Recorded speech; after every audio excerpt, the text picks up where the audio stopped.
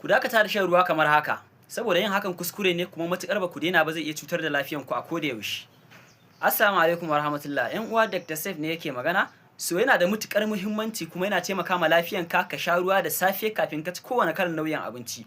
Ka sha ruwa aƙalla irin kofi ɗaya ko zuwa kofi biyu haka. So wannan zai taimaka ma lafiyarka so amma kuma kuskure ne ka sha wannan ruwan da sauri.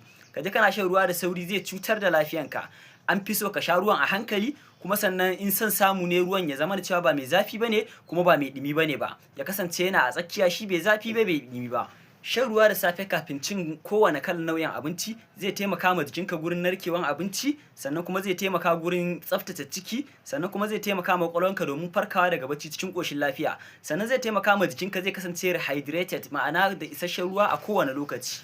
Domin samun sababbin updates irin waɗannan wanda za su taimaka muku gurin kiyayewa da inganta lafiyanku, ku yi following page ɗinmu, sannan ku mana like, ku yi mana sharing domin sauran 'yan uwa su amfana. Sannan in kana da tambaya akan abin da ya shafi lafiya sai ka ije mana a comment section. Insha Allah za mu zo mu duba kuma mu ba ku ansa ta yadda kowa zai samu gurin tsaftacewa da kiyaye lafiyarsa. Allah Ubangiji ya ba mu sa'a.